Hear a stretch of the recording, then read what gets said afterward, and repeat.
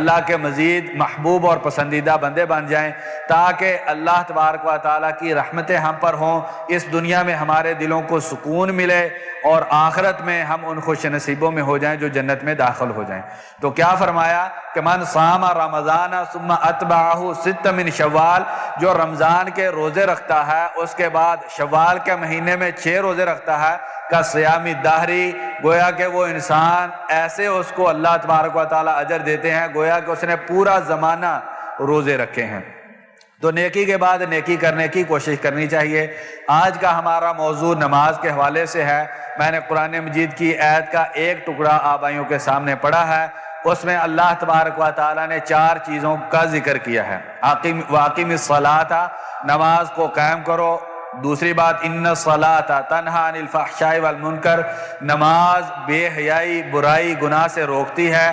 ولذکر اللہ اکبر، اللہ کی یاد ہر چیز سے بڑی ہے۔ واللہ یعلم ما تصنعون، اور تم جو بھی کرتے ہو اللہ تبارک و تعالیٰ اس کو جانتے ہیں۔ تو ان 4 جو جملے ہیں اس آیت کے اندر اللہ تبارک و تعالیٰ نے فرمائے، ان پر ہم نے آج غور کرنا ہے۔ اور یہ نماز وہ عظیم عبادت ہے، انسان کے اسلام کے اندر داخل ہو جانے کے بعد جب انسان کلمہ پڑھ لیتا ہے، اللہ کی توحید کو اختیار کر لیتا ہے، نبی اکرم صلی اللہ علیہ وسلم کی رسالت کا اقرار کر کے مسلمان ہو جاتا ہے، تو سب سے پہلا فریضہ جو اس کو انجام دینا ہوتا ہے تو یہ نماز ہوتی ہے۔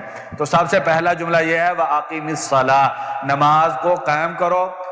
اس پر ہم رمضان المبارک میں تفصیلی گفتگو کر چکے ہیں کہ نماز کو کیسے قائم کیا جاتا ہے، مختصر انداز میں وہ تفصیل ہم پوری بیان نہیں کرتے۔ نماز کو قائم کرنے کے لیے 6 چیزوں کی ضرورت ہے۔ غور کریں کہ پورے قرآن مجید میں اللہ تبارک و تعالیٰ نے کسی بھی جگہ پر یہ نہیں کہا کہ نماز کو پڑھیں۔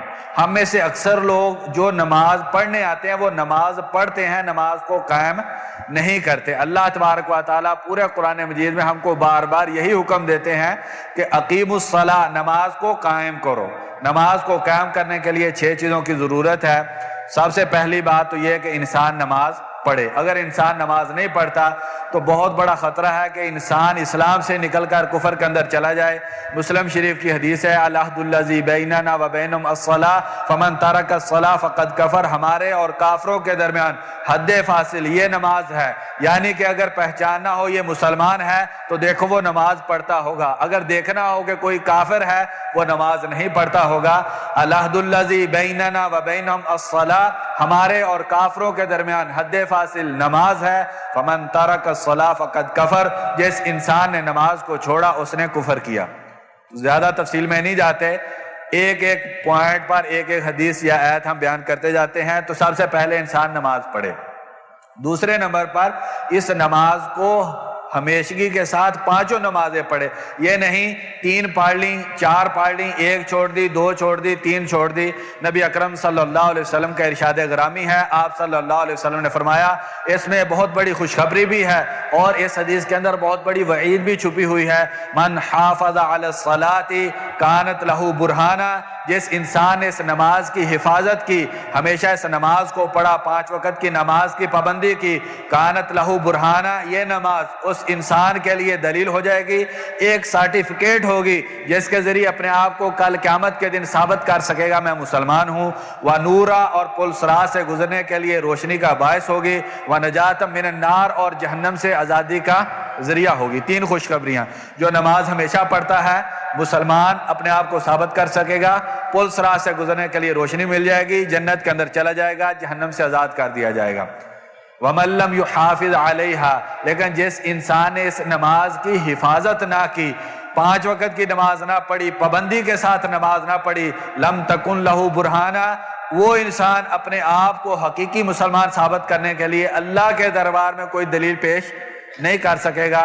وَلَا نُورًا، نہ اس انسان کو پل صراط سے گزرنے کے لیے روشنی ملے گی، اور کیا ہوگا؟ جہنم کے اندر فرعون، حامان اور ابی بن خلف، جس جگہ پر جہنم میں یہ لوگ ہوں گے جو عذاب ان لوگوں کو دیا جائے گا، نبی صلی اللہ علیہ وسلم کی امت میں نماز کی حفاظت نہ کرنے والے اس انسان کو بھی جہنم میں اسی جگہ رکھا جائے گا اور وہی عذاب دیا جائے گا۔ تو دوسری یہ کہ نماز کو ہمیشہ پانچوں نمازوں کو پڑھنا ہے۔ تیسری بات یہ کہ نماز کو جماعت کے ساتھ پڑھنا ہے۔ نبی اکرم صلی اللہ علیہ وسلم کے پاس ایک نبی نے صحابی آتے ہیں، کہتے ہیں اللہ کے نبی میرا گھر مسجد سے دور ہے، آنکھوں میں روشنی نہیں ہے، رستہ مجھ کو دکھلائی نہیں دیتا، رستہ اونچا نیچا ہے، نشیب و فراز والا رستہ ہے، اور مجھ کو مسجد تک لے کر آنے والا بھی کوئی نہیں۔ چار چیزیں، نبینا ہوں، گھر مسجد سے دور ہے، رستہ اونچا نیچا ہے، ہموار نہیں ہے، اور مجھ کو مسجد تک لے کر آنے والا کوئی نہیں ہے۔ کہ اللہ کے نبی ان عذروں اور مجبوریوں کے پیش نظر اسلام میں میرے لیے اجازت ہے کہ میں اپنے گھر کے اندر نماز پڑھ لوں؟ اللہ تبارک و تعالیٰ نے فوراً آسمان سے جبریل امین کو وحی دے کر بھیجا اور کہا کہ جا کر پوچھئے اللہ کے گھر سے بلند ہونے والی اللہ اکبر کی جو صدا ہے، حیا علی الصلاۃ، نماز کی طرف آؤ، حیا علی الفلاح، فلاح اور کامیابی کی طرف آؤ، اس کو تم سنتے ہو؟ اس صحابی نے کہا اللہ کے نبی ہاں میں سنتا ہوں۔ تو نبی اکرم صلی اللہ علیہ وسلم نے فرمایا فعجب، پھر لازمی ہے کہ تم مسجد میں جماعت کے ساتھ نماز پڑھو۔ بخاری شریف کی دوسری حدیث ہے، نبی اکرم صلی اللہ علیہ وسلم نے فرمایا میرا دل کرتا ہے ان گھروں کو میں جلا کے راکھ کر دوں جن میں رہنے والے لوگ اذان کی آواز سننے کے باوجود مسجد میں نہیں آتے۔ عبداللہ بن مسعود رضی اللہ عنہ فرماتے ہیں، مسلم شریف کی حدیث ہے، ہمارے زمانے میں جو آدمی نماز با جماعت سے پیچھے رہ جاتا تھا ہم اس آدمی کو مسلمان تصور نہیں کرتے تھے۔ چوتھی بات یہ ہے کہ نماز کو وقت پر ادا کیا جائے۔ اللہ تبارک و تعالیٰ فرماتے ہیں ان الصلاۃ کانت علی المؤمنین کتاب موقوتا، ہم نے نماز کو مومنوں پر جن کو ایمان کا دعویٰ ہے، جو اللہ پر ایمان رکھنے والے ہیں، ان پر نماز کو وقت مقررہ پر فرض کیا ہے۔ اور یہ آیت اللہ تبارک و تعالیٰ نے میدان جنگ میں نماز کو جماعت کے ساتھ پڑھنے کا ذکر کرنے کے بعد ذکر کی، اس کی تفصیل ہم نے رمضان کے اندر بیان کی تھی۔ پانچواں یہ کہ نماز انسان نبی اکرم صلی اللہ علیہ وسلم کی سنت کے مطابق ادا کرے۔ نماز پڑھتا ہے، کوئی بھی عبادت کرتا ہے، نبی اکرم صلی اللہ علیہ وسلم کی سنت کے مطابق نہیں ہے تو وہ نماز کی اقامت نہیں ہوگی، وہ نماز اللہ کے دربار میں قابل قبول نہیں ہوگی۔ بخاری شریف کی حدیث ہے، نبی اکرم صلی اللہ علیہ وسلم نے ایک مرتبہ منبر پر کھڑے ہو کر نماز پڑھی اور فرمایا کہ میں نے یہ اس لیے کیا ہے لِتَعْلَمُوا صَلَاتِي، تاکہ تم کو پتہ چل جائے میرا نماز پڑھنے کا طریقہ کار کیا ہے، وَلِتَأْتَمُوا بِهِ، اور تم پھر میرے طریقے کے مطابق نماز پڑھو۔ دوسری روایت میں فرمایا صَلُّوا كَمَا رَأَيْتُمُونِي أُصَلِّي، نماز کو ویسے پڑھو جیسا کہ نماز کو پڑھنے کا، جیسے کہ مجھ کو نماز پڑھتے ہوئے دیکھا ہے۔ صَلُّوا كَمَا رَأَيْتُمُونِي أُصَلِّي، نماز ویسے پڑھو جیسے مجھ کو نماز پڑھتے ہوئے دیکھا ہے۔ تو نبی اکرم صلی اللہ علیہ وسلم کی سنت کے مطابق نماز کو پڑھنا ضروری ہے۔ انسان نماز پڑھے، ہمیشہ پڑھے، جماعت کے ساتھ پڑھے، وقت پر انسان نماز کو پڑھے، نبی اکرم صلی اللہ علیہ وسلم کی سنت کے مطابق ادا کرے۔ آخری بات یہ کہ نماز کو اللہ کے ڈر اور خوف اور خشوع کے ساتھ ادا کرے۔ اللہ تبارک و تعالیٰ سورۃ مومنون میں فرماتے ہیں قد افلح المؤمنون، ایمان کا دعویٰ کرنے والے کامیاب ہو گئے۔ کون؟ الذین ہم فی صلاتہم خاشعون، وہ جو اپنی نمازوں میں اللہ کا ڈر اور خوف کرتے ہیں۔ نبی اکرم صلی اللہ علیہ وسلم نے فرمایا ان تعبد اللہ کانک تراہ، اللہ کی عبادت ایسے کرو گویا تم اللہ کو دیکھ رہے ہو۔ فإن لم تکن تراہ فإنہ یراک، اگر ایسے عبادت نہیں کر سکتے تو پھر ایسے عبادت کرو کہ اللہ تبارک و تعالیٰ تم کو دیکھ رہے ہیں۔ تو یہ 6 چیزوں کی وضاحت ہم نے رمضان کے دروس کے اندر کر دی تھی۔ آج کا ہمارا جو موضوع ہے وہ یہ ہے کہ فرض نماز کے علاوہ کچھ سنن ہیں، سنتیں ہیں جن کو انسان کو پڑھنا ضروری ہے، اس سلسلے میں آج ہم گفتگو کریں گے۔ مسلم شریف کی حدیث ہے، نبی اکرم صلی اللہ علیہ وسلم کی زوجہ مطہرہ میری اور آپ کی ماں ام حبیبہ رضی اللہ عنہا بیان کرتی ہیں نبی اکرم صلی اللہ علیہ وسلم نے اپنی رسالت والی زبان اقدس سے فرمایا، جس کے بارے میں اللہ تبارک و تعالیٰ فرماتے ہیں کہ وَمَا يَنْطِقُ عَنِ الْهَوَىٰ ان ہوا الا وحی یوحیٰ، میرے اس نبی کی زبان اقدس سے دین کے بارے میں جو بھی بات نکلتی ہے وہ آسمان والے اللہ کی طرف سے وحی ہوتی ہے۔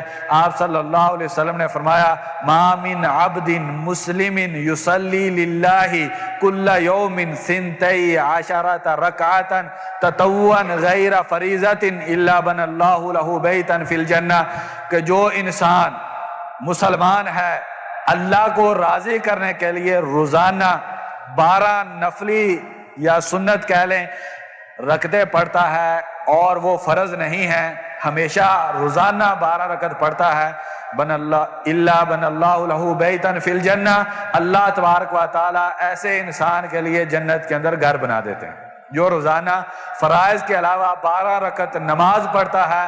یہ نبی اکرم صلی اللہ علیہ وسلم کا اللہ کی طرف سے وعدہ ہے، اللہ تبارک و تعالیٰ اس انسان کے لیے جنت میں گھر بنائیں گے۔ میرا اور آپ کا وعدہ غلط ہو سکتا ہے، کسی سیاستدان کا لگایا ہوا نعرہ غلط ہو سکتا ہے، لیکن نبی اکرم صلی اللہ علیہ وسلم نے یہ وعدہ کیا ہے کہ اللہ اس انسان کے لیے ضرور جنت میں گھر بنائیں گے جو 12 رکعت کی ہمیشہ پابندی کرتا ہے۔ مسلم شریف کی دوسری روایت میں نبی اکرم صلی اللہ علیہ وسلم نے ان رکعتوں کی وضاحت کی، 4 رکعت ظہر سے پہلے، 2 رکعت ظہر کے بعد، 6، 2 رکعت مغرب کے بعد، 8، 2 رکعت عشاء کے بعد، 10 اور 2 رکعت فجر سے پہلے 12 رکعت۔ ان کو ہم سنت مؤکدہ کہتے ہیں۔ ان کو سنت مؤکدہ اس لیے کہا جاتا ہے کہ نبی اکرم صلی اللہ علیہ وسلم نے اس کی تاکید بھی بہت زیادہ کی اور اس کی بہت زیادہ پابندی بھی کی ہے۔ تو آئیے ہم ان کے کچھ احکامات ان کو سیکھیں۔ سب سے پہلی بات تو یہ کہ فجر کی جو 2 رکعتیں ہیں نبی اکرم صلی اللہ علیہ وسلم کو بہت زیادہ پسند تھیں۔ میری اور آپ کی ماں نبی اکرم صلی اللہ علیہ وسلم کی زوجہ مطہرہ حضرت عائشہ صدیقہ رضی اللہ عنہ بیان کرتی ہیں، مسلم شریف کی حدیث ہے کہ نبی اکرم صلی اللہ علیہ وسلم نے فرمایا رکعتا الفجر خیر من الدنیا وما فیہا۔ غور کریں، فجر کی جو 2 رکعتیں ہیں دنیا اور اس دنیا کے اندر جو کچھ بھی ہے وہ سب سے بہتر ہے۔ ہم اندازہ لگائیں اس دنیا میں کتنے خزانے ہیں، کتنی مال و دولت ہے، کتنی خیرات ہے، کتنی برکات ہیں، اس دنیا کے اندر کتنا کچھ ہے، لیکن نبی اکرم صلی اللہ علیہ وسلم کیا فرما رہے ہیں؟ رکعتا الفجر، فجر کی 2 رکعتیں خیر من الدنیا وما فیہا، دنیا اور اس دنیا کے اندر جو کچھ بھی ہے اس سب سے افضل اور بہتر ہے۔ بات اتنی ہی نہیں، نبی اکرم صلی اللہ علیہ وسلم نے مزید فرمایا لہما احب الی من الدنیا جمیعا، اور یہ 2 رکعتیں مجھ کو اس دنیا میں ہر چیز جو پائی جاتی ہے اس سے زیادہ مجھ کو محبوب اور پسندیدہ ہیں۔ تو آئیے ہمیں نبی اکرم صلی اللہ علیہ وسلم سے محبت کا دعویٰ ہے، ہم نبی اکرم صلی اللہ علیہ وسلم سے محبت کے دعوے دار ہیں، تو نبی اکرم صلی اللہ علیہ وسلم کیا فرماتے ہیں؟ اس دنیا کے اندر جو کچھ بھی ہے، کاروبار ہے، مال و دولت ہے، رشتہ داریاں ہیں، تعلق خاطر ہے، جو کچھ بھی ہے اس سب سے زیادہ مجھ کو یہ فجر کی 2 سنتیں یہ مجھ کو زیادہ محبوب ہیں۔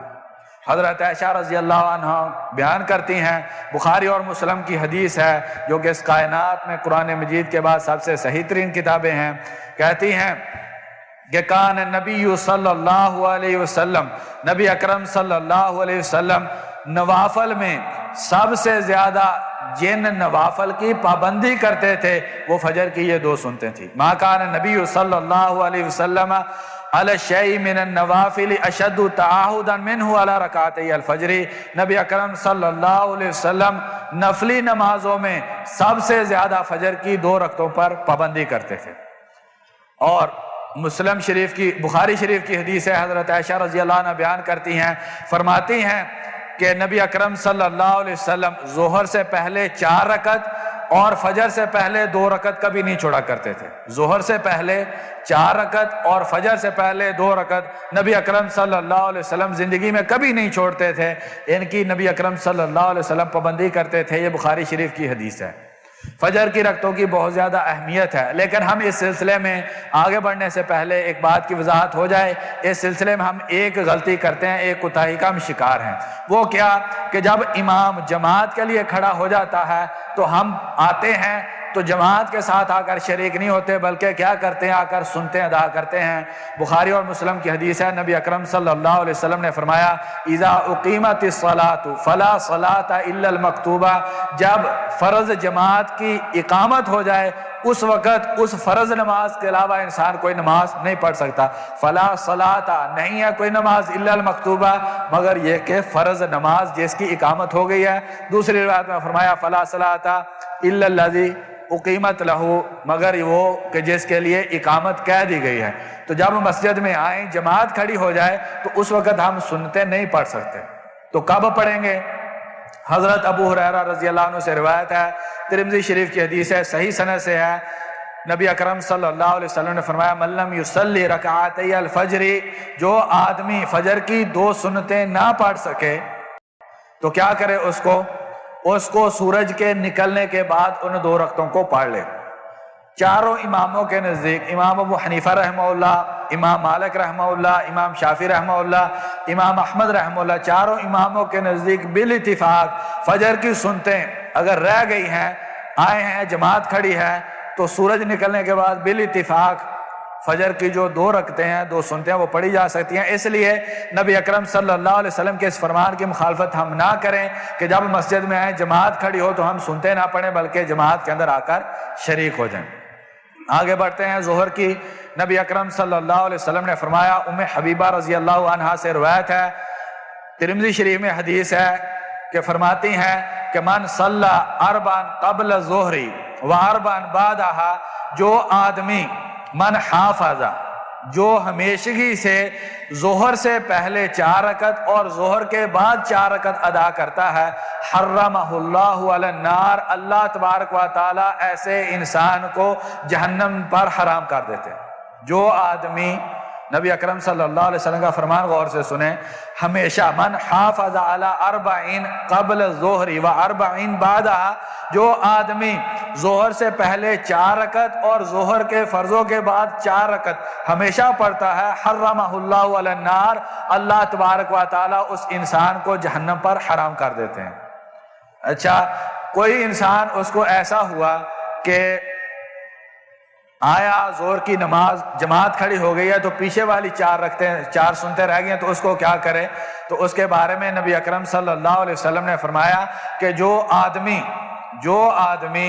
ترمذی شریف کی حدیث ہے کہ جو آدمی ظہر کے پہلے والی 4 سنتیں ظہر سے پہلے نہ پڑھ سکے تو اس کو ظہر کے بعد ان کی قضائی دے دے، ان کو ظہر کے بعد ادا کر لے، یعنی کہ ان کی ہمیشگی آدمی پر کرنا ضروری ہے، کوشش کریں ہم اس کی ہمیشگی کریں۔ یہ روایت حضرت عائشہ رضی اللہ عنہا سے ہے، ترمذی شریف کی حدیث ہے۔ اثر ابن عمر رضی اللہ عنہ سے روایت ہے کہ نبی اکرم صلی اللہ علیہ وسلم نے فرمایا، دیکھیے کس قدر زیادہ نبی اکرم صلی اللہ علیہ وسلم ہمارے لیے رحمت کا باعث ہے، کس قدر نبی اکرم صلی اللہ علیہ وسلم ہمارے لیے خیر و برکت کا باعث ہے۔ نبی اکرم صلی اللہ علیہ وسلم نے فرمایا، رحم اللہ عمران، اللہ تبارک و تعالیٰ اس آدمی پر رحمت کرے جو آدمی عصر سے پہلے 4 رکعتیں پڑھتا ہے، جو آدمی عصر سے پہلے 4 رکعتیں ادا کرتا ہے، اللہ تبارک و تعالیٰ اس انسان پر رحمت کریں۔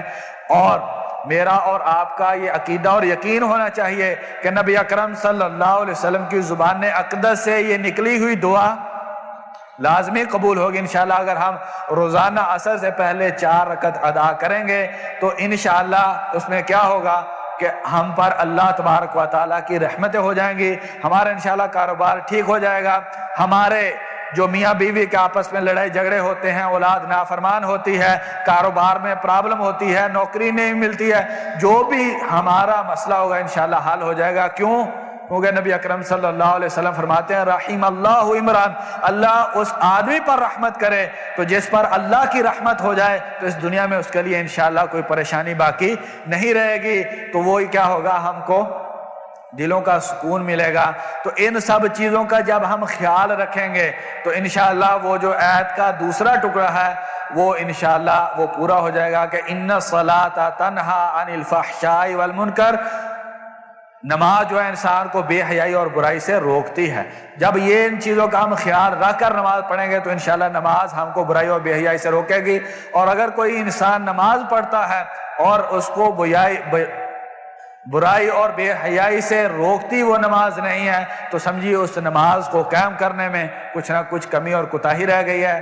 آخر میں ان 6 چیزوں کا ذکر آپ بھائیوں کے سامنے کرنا چاہوں گا جو ان نفلی نماز یا سنتوں کے بارے میں ہمیں ان کا خیال رکھنا چاہیے۔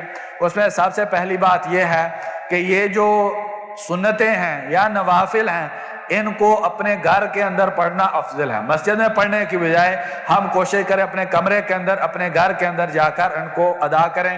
بخاری اور مسلم کی حدیث ہے، نبی اکرم صلی اللہ علیہ وسلم نے فرمایا، ان افضل الصلاۃ صلاۃ المرء فی بیتہ الا المکتوبہ، آدمی کی سب سے بہترین نماز وہ ہوتی ہے جو آدمی اپنے گھر کے اندر پڑھتا ہے، سوائے کہ فرض نماز کو مسجد کے اندر پڑھنا ہے۔ تو سب سے پہلا اس سلسلے میں یہ کہ ہم کوشش کریں کہ یہ جو نوافل اور سنتے ہیں ان کو اپنے گھروں کے اندر جا کر ادا کریں۔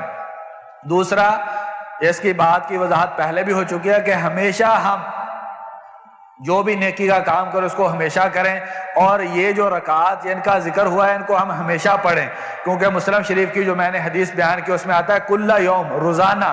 دوسری میں فرمایا من حافظ، جو حفاظت کرتا ہے۔ بخاری مسلم کی حدیث ہے، نبی اکرم صلی اللہ علیہ وسلم نے فرمایا ان احب الاعمال ما دوم علی، اللہ کو سب سے زیادہ پسندیدہ عمل وہ ہیں جو آدمی ہمیشہ کرتا ہے، جن کی آدمی ہمیشہ پابندی کرتا ہے۔ اس سلسلے میں تیسرا حکم یہ ہے کہ یہ جو سنتیں ہیں یا نوافل ہیں ان کو کھڑے ہو کر ادا کرنا چاہیے، ان کو بیٹھ کر ادا نہیں کرنا چاہیے۔ بہت سارے بھائیوں کو آپ دیکھتے ہیں بیٹھ کر کچھ نوافل کو ادا کرتے ہیں۔ بخاری شریف کی حدیث ہے، نبی اکرم صلی اللہ علیہ وسلم نے فرمایا من صلی قائدا فلہ نصف اجر القائم، جو آدمی بیٹھ کر نماز پڑھتا ہے اس کو کھڑے ہو کر نماز پڑھنے کی بنسبت آدھا اجر ملتا ہے۔ تو ہم کیوں اپنا آدھا اجر ضائع کریں؟ تو جو بھی نوافل سنتیں ادا کرنی ہیں اس کے لیے تیسری چیز یہ ہے کہ اس کو کھڑے ہو کر پڑھا جائے، یہ نہیں کہ اس کو بیٹھ کر ادا کیا جائے۔ چوتھی اس سلسلے میں یہ بات ہے کہ ان نوافل کو جن میں 4 کا ذکر ہوا ہے ان کو 2 رکعت کر کے پڑھنا یہ افضل ہے۔ عبداللہ بن عمر رضی اللہ عنہما سے صحیح سند کے ساتھ ابو داؤد شریف میں حدیث ہے کہ نبی اکرم صلی اللہ علیہ وسلم نے فرمایا صلاۃ اللیل والنہار مثنی مثنی، رات اور دن کی جو نفلی نماز ہے یہ 2 رکعت کر کے پڑھنی چاہیے۔ مثلا ظہر سے پہلے ہم نے 4 سنتیں پڑھنی ہیں تو 2 رکعت پڑھ کے سلام پھیریں، پھر 2 رکعت پڑھ کے سلام پھیریں، تو یہ طریقہ کار افضل ہے۔ اگر کوئی 4 اکٹھی پڑھ لیتا ہے جائز ہے، لیکن نبی اکرم صلی اللہ علیہ وسلم کا سنت طریقہ اور جو ہمارے لیے افضل ہے وہ یہی ہے کہ ان رکعات کو آدمی 2 رکعت کر کے پڑھے، اس میں درود آدمی زیادہ پڑھ لے گا، دعا کر لے گا، سلام پھیرے گا۔ تو یہ نبی اکرم صلی اللہ علیہ وسلم نے ہم کو یہ رہنمائی کی ہے۔ 5ویں اس سلسلے میں یہ ہدایت ہے کہ آدمی نفلی نماز کے اندر قرآن مجید کی تلاوت زیادہ کرے۔ مسلم شریف کی حدیث ہے، نبی اکرم صلی اللہ علیہ وسلم نے فرمایا افضل الصلاۃ طول القنوت، کہ جو نماز جس کے اندر تلاوت لمبی کی جائے، جس کے اندر آدمی قیام لمبا کرے، تو وہ سب سے افضل نماز ہے۔ تو نفلی نمازوں میں کوشش کرنی چاہیے کہ آدمی زیادہ سے زیادہ قرآن مجید کی تلاوت کرے۔ 6ٹھی اور آخری چیز اس سلسلے میں یہ ہے کہ جب ہم فرض نماز پڑھتے ہیں اور اس کے بعد سنت مساجد کے اندر ادا کرنا چاہتے ہیں تو اس سلسلے میں ہدایت یہ ہے کہ فوراً کھڑے ہو کر اسی جگہ پر سنتیں ادا نہیں کرنی چاہیے۔ معاویہ رضی اللہ عنہ نے ایک آدمی کو دیکھا کہ جیسے جماعت ختم ہوئی فوراً کھڑا ہوا اور اس نے کھڑے ہو کر سنتیں پڑھنی شروع کر دی، تو اس کو اپنے پاس بلایا اور کہا کہ نبی اکرم صلی اللہ علیہ وسلم نے 2 نمازوں کو اکٹھا ملا دینے سے منع کیا، یعنی کہ ایک نماز سے سلام پھیرا اور فوراً کھڑے ہو کر دوسری نماز کے لیے کھڑے ہو گئے، تو اس سے نبی اکرم صلی اللہ علیہ وسلم نے منع کیا ہے۔ اگر تمہیں جلدی ہے تو یا تو کسی کے ساتھ گفتگو کرو یا کسی کے ساتھ گفتگو کر لو تاکہ اس کے درمیان فاصلہ آ جائے، یا وہاں سے ہٹ کر دوسری جگہ پر آدمی چلا جائے، مثلا یہاں پر نماز پڑھی ہے فرض تو اٹھ کر یہاں پر چلا جائے اگر جلدی ہے، ورنہ فرض نماز کے بعد جو نبی اکرم صلی اللہ علیہ وسلم نے ذکر اذکار بتلائے ہیں آدمی کو ان کو کرنا چاہیے، اس میں بہت بڑی انسان کے لیے فضیلت کی بات ہے۔ تو دوسرا جیسا کہ سنت طریقہ بھی اس کا ذکر ہوا ہے، معاویہ رضی اللہ عنہ نے فرمایا کہ نبی صلی اللہ علیہ وسلم نے فرمایا او یخرج، یا اس جگہ سے نکل کر اپنے گھر چلا جائے اور گھر میں جا کر آدمی نماز پڑھ لے تو یہ آدمی کے لیے بہتر ہے۔ اللہ تبارک و تعالیٰ سے دعا ہے اللہ تبارک و تعالیٰ ہم کو اس نماز کی کما حقہ حفاظت کرنے کی توفیق عطا فرما دیں۔ نسائی شریف کی حدیث ہے، نبی اکرم صلی اللہ علیہ وسلم نے فرمایا جعلت قرۃ عینی فی الصلاۃ، میری آنکھوں کی ٹھنڈک نماز کے اندر رکھی گئی ہے۔ تو ہم مسلمان ہیں، نبی صلی اللہ علیہ وسلم سے محبت کرنے والے ہیں، تو ہمیں بھی کوشش کرنی چاہیے کہ ہماری بھی آنکھوں کی جو ٹھنڈک ہو یہ نماز بن جائے، تو یہ اسی وقت نماز ہماری آنکھوں کی ٹھنڈک ہوگی جب ہم اس نماز کی قدر و منزلت کو سمجھیں گے اور اس کی پابندی کرنے کی کوشش کریں گے۔ اللہ تبارک و تعالیٰ سے دعا ہے اللہ تبارک و تعالیٰ ہم کو نماز جماعت کے ساتھ وقت پر نبی اکرم صلی اللہ علیہ وسلم کی سنت کے مطابق 5 وقت ہمیشہ ادا کرنے کی توفیق عطا فرمائے، اور اللہ تبارک و تعالیٰ ہم کو ان خوش نصیبوں میں کر دیں جو نبی اکرم صلی اللہ علیہ وسلم کی صحبت اور رفاقت میں جنت الفردوس میں جانے کی سعادت حاصل کریں گے۔ جو بیمار ہیں اللہ تبارک تعالیٰ ان کو شفائے کاملہ عاجلہ عطا کر دیں، جو مقروض ہیں اللہ ان کے قرضے ادا کر دیں، جو توحید والے نماز پڑھنے والے اس دنیا سے چلے گئے ہیں اللہ تبارک و تعالیٰ ان کی قبروں کو جنت کے باغیچوں میں سے باغیچہ بنا دیں۔ اللہ تبارک و تعالیٰ اس نماز کو ہماری آنکھوں کی ٹھنڈک اور ہمارے دلوں کا سکون بنا دیں۔ اللہ تبارک و تعالیٰ مسلمانوں جو پریشان ہیں ان کی پریشانیاں دور کریں۔ اللہ تبارک و تعالیٰ اسلام اور مسلمانوں کو عزت اور غلبہ عطا فرمائیں۔ اللہ تبارک و تعالیٰ ہم کو حقیقی ایمانوں میں مسلمان بننے کی توفیق عطا فرمائیں۔ وما توفیقی الا باللہ، جزاکم اللہ خیرا۔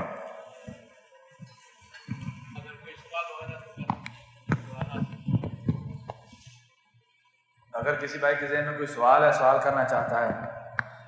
السلام علیکم۔ بچے آئے ہیں یعنی تمام سے جی 27 رمضان انہوں نے احرام کھول دیا، عمرہ نہیں کیا، 10 سال سے بچے کیا ان میں دم چاہے؟ ماں باپ کے ساتھ آئے ہیں لیکن وہ بولتے ہیں کہ ماں باپ کی نگاہ کی وجہ سے بچے اتنی دیر نہیں احرام باندھ سکتے۔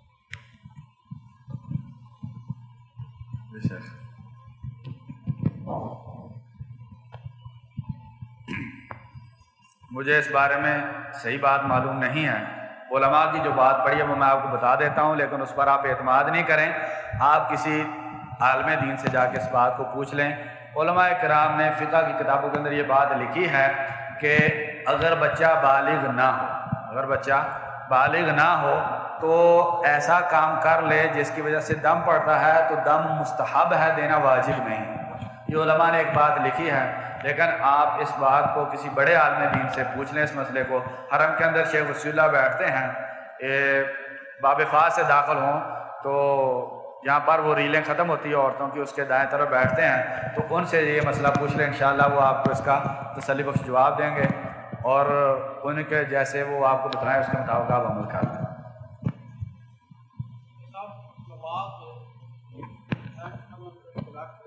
جی جی جی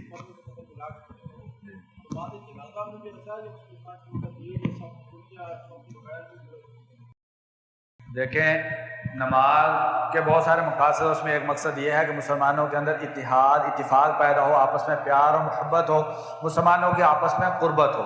تو دیکھیے اسلام نے نہ صرف یہ کہ دلوں کو قریب کرنے کے لیے احکامات دیے ہیں بلکہ انسان کو جسمانی طور پر بھی قریب کیا ہے۔ تو اس سلسلے میں یہ بخاری شریف کی حدیث ہے، جیسا کہ آپ نے ذکر کیا، صحابہ کرام بیان کرتے ہیں، ابو داؤد شریف میں بھی یہ حدیث ہے کہ جب ہم نماز باجماعت کے لیے کھڑے ہوتے تو کندھے سے کندھا ملاتے، ٹخنے سے ٹخنا ملاتے۔ تو اس لیے نماز کے اندر جب ہم کھڑے ہوں تو اسی طریقے سے کندھے سے کندھا ملا کے، ٹخنے سے ٹخنا ملا کے کھڑا ہوں۔ اگر نماز کے اندر صف میں فاصلہ ہو جائے، یعنی کہ دو مسلمان نماز پڑھ رہے ہیں اور آپس میں فاصلہ ہے، چاہے ایک انگلی کے برابر فاصلہ ہے، تو کیا نبی اکرم صلی اللہ علیہ وسلم نے فرمایا کہ صفوں کو صحیح طریقے سے بناؤ ورنہ تمہارے دلوں کے اندر مخالفت اور ایک دوسرے کے بارے میں دشمنی پیدا ہو جائے گی۔ ابن حبان کی حدیث ہے، نبی اکرم صلی اللہ علیہ وسلم نے فرمایا، صحیح حدیث ہے کہ من واصل الصف واصلہ اللہ، جو صف کو ملاتا ہے اللہ اس کو ملاتا ہے۔ من قاطع الصف قاطعہ اللہ، جو صف کو توڑتا ہے اللہ اس کو توڑتا ہے۔ تو جب بھی جماعت کے ساتھ نماز پڑھنے کے لیے کھڑے ہوں، وہ نماز جنازہ ہو، فرض نماز ہو، صلاۃ کسوف ہو، جب بھی جماعت کے ساتھ نماز پڑھنے کے لیے کھڑے ہوں تو اس میں کندھے سے کندھا ملا ہونا چاہیے، ٹخنے سے ٹخنا ملا ہونا چاہیے، فاصلہ نہیں ہونا چاہیے۔ نبی اکرم صلی اللہ علیہ وسلم کے صحابہ کرام کا اسی طریقے سے طرز عمل تھا۔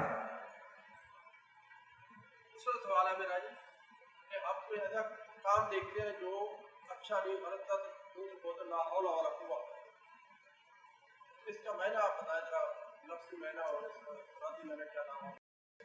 برا کام دے کر لا حول ولا قوت الا باللہ کہنا یہ سنت نہیں ہے، یعنی یہ نہ سمجھے کہ ان کلمات کو پڑھنا سنت ہے۔ ان کلمات کو پڑھ سکتے ہیں آدمی، استغفر اللہ پڑھ سکتا ہے۔ لا حول ولا قوت الا باللہ کا معنی یہ ہے نہ نیکی کرنے کی نہ گناہ سے بچنے کی طاقت میرے میں نہیں ہے سوائے اس کے کہ اللہ مجھ کو اس کی توفیق دے دے۔ نیکی کرنے کی اور گناہ سے بچنے کی مجھ میں طاقت نہیں ہے سوائے اللہ کے ساتھ اللہ مجھ کو توفیق دے دے تو میں نیکی کر سکتا ہوں، اور میں گناہ سے بچ سکتا ہوں۔ اس سلسلے میں ہدایت یہ ہے، اگر کسی کو گناہ کرتے ہوئے دیکھیں تو اس کے لیے 3 صورتیں ہیں۔ ایک تو یہ نبی اکرم صلی اللہ علیہ وسلم نے فرمایا من رأى منکم منکرا فلیغیرہ بیدہ، گناہ کرتے دیکھیں تو اس کو اپنے ہاتھ سے روکیں۔ ہاتھ سے کب آدمی روک سکتا ہے؟ مثال کے طور پر گھر کے اندر آدمی ہے، اولاد ہے، اولاد کیا کرتی ہے؟ مثلا فلم دیکھتی ہے، تو آپ اس کو ہاتھ سے روک سکتے ہیں، بند کر سکتے ہیں، نہیں مانتا تھپڑ مار سکتے ہیں۔ آپ کے جو متاحت ہے تو اس کو آپ ہاتھ کے ذریعے روک سکتے ہیں۔ دوسرا یہ کہ اگر آدمی یہ نہیں کر سکتا فبلسانی، پھر اپنی زبان سے روکے۔ زبان سے کیسے؟ نصیحت کریں، دیکھیں جی یہ نبی اکرم صلی اللہ علیہ وسلم کے فرمان کے خلاف ہے، ایسا نہ کریں، اس کے لیے وعید آئی ہے، سمجھائیں اس کو، زبان کے ذریعے واضح نصیحت کریں۔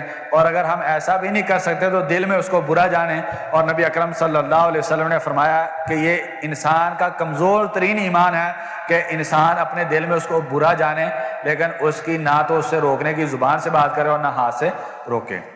تو یہ دعا پڑھنی چاہے، استغفر اللہ کچھ بھی آدمی پڑھ سکتا ہے، لیکن اس کو سنت نہیں سمجھنا چاہیے۔ جی آپ سوال کرنے لگے تھے۔ نماز جنازہ میں ثنا پڑھنا نبی اکرم صلی اللہ علیہ وسلم سے ثابت نہیں ہے۔ بخاری شریف کی حدیث اور اسی طرح نسائی شریف کی حدیث میں جو عبداللہ بن عباس رضی اللہ عنہما سے تفصیل آئی ہے، اس میں یہی ہے کہ پہلی تکبیر کے بعد سورۃ فاتحہ اور کوئی سورت پڑھ سکتے ہیں، دوسری کے بعد درود شریف، تیسری کے بعد دعا، چوتھی کے بعد اگر دعا پڑھنی چاہے وہ بھی ثابت ہے، اگر نہ پڑھنا چاہے سلام پھیرنا چاہے پھیر سکتے ہیں۔ ثنا پڑھنا جنازے کے میں نبی اکرم صلی اللہ علیہ وسلم سے ثابت نہیں ہے۔ بعض علماء نے اس کو عام نماز پر قیاس کرتے ہوئے ذکر کیا ہے، لیکن نبی اکرم صلی اللہ علیہ وسلم سے کسی حدیث میں تفصیل کے ساتھ یہ ثابت نہیں ہے کہ آپ صلی اللہ علیہ وسلم جنازے میں ثنا پڑھتے تھے۔ علماء نے اس کو عام نماز پر قیاس کیا ہے، لیکن نبی اکرم صلی اللہ علیہ وسلم کا جو عبداللہ بن عباس رضی اللہ عنہما نے طریقہ بیان کیا ہے اس میں انہوں نے ثنا کا ذکر نہیں کیا۔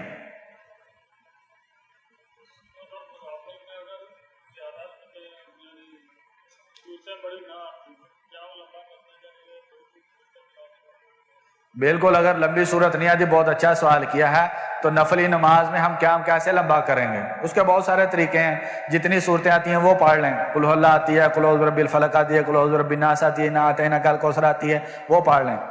یہ بھی نہیں ہے قل هو اللہ احد، یہی ایک صورت ہے، اس کو آدمی بار بار اس کو پڑھ سکتا ہے۔ نبی اکرم صلی اللہ علیہ وسلم سے ثابت ہے، آپ صلی اللہ علیہ وسلم ایک رات آپ صلی اللہ علیہ وسلم تہجد کی نماز پڑھی، اس میں سورۃ مائدہ ہے، سورۃ مائدہ کی آخری آیات میں آیت ہے ان تعظموا فإنهم عبادک وإن تغفر لهم فإنک أنت الغفور الرحیم۔ تو اسی آیت کو اللہ تبارک و تعالیٰ کے پیارے نبی صلی اللہ علیہ وسلم بار بار پڑھتے رہے، تو ایک سورت جو ہے اس کو بھی بار بار پڑھ کے قرات کو لمبا کیا جا سکتا ہے۔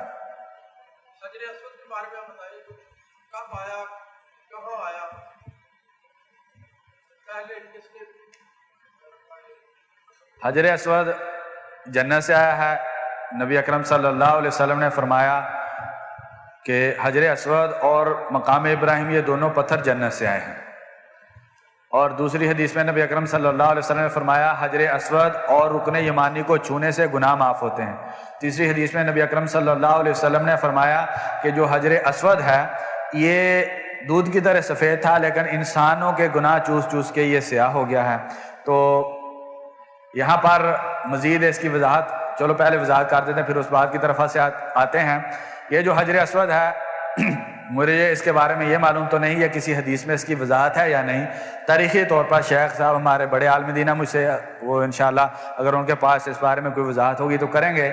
تاریخی طور پر تاریخی کتابوں میں یہ بات آتی ہے کہ یہ ابراہیم علیہ السلام کے زمانے میں، یہ جو مقام ابراہیم ہے وہ ابراہیم علیہ السلام کے زمانے میں آیا، اور جو حجر اسود ہے یہ آدم علیہ السلام کے زمانے سے ہے۔ یہ تاریخی طور پر ہے، لیکن اس کی کوئی گارنٹی یا واضح حدیث کی صحت میرے علم میں نہیں ہے کہ نبی اکرم صلی اللہ علیہ وسلم نے بتایا ہو کہ یہ کس وقت حجر اسود آیا۔ مقام ابراہیم کا یعنی کہ آ گیا کہ وہ ابراہیم علیہ السلام نے جب بیت اللہ کو تعمیر کیا تو اس وقت آیا۔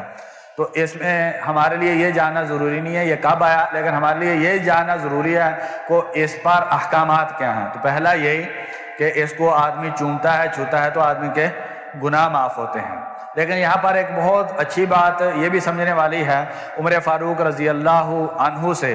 یہ نبی اکرم صلی اللہ علیہ وسلم کے وہ عظیم اور جلیل القدر صحابی ہیں جن کے بارے میں نبی اکرم صلی اللہ علیہ وسلم نے فرمایا جس رستے سے میرا یہ صحابی جاتا ہے اس رستے کو چھوڑ کر شیطان رستہ پلٹ جاتا ہے. اور فرمایا اگر میرے بعد کوئی نبی ہوتا تو عمر فاروق رضی اللہ عنہ ہوتے. بخاری شریف کی حدیث ہے جو کہ قرآن مجید کے بعد اس کائنات کی سب سے صحیح ترین کتاب ہے اور جس کی صحت پر سبھی علماء کا اتفاق ہے. ایک مرتبہ عمر فاروق رضی اللہ عنہ اسی حجر اسود کے سامنے کھڑے تھے اور کہا کہ مجھ کو معلوم ہے تو پتھر ہے. دیکھیے ذرا اس کے بارے میں ہم تصور کریں. جنت سے آیا ہے, ٹھیک ہے, سب سے افضل فرشتہ جو ہے جبریل امین لے کر آئے ہیں. کائنات میں جتنے بھی انسان پیدا ہوئے ان انسانوں میں سے سب سے افضل ترین انسان نبی اکرم صلی اللہ علیہ وسلم ہے.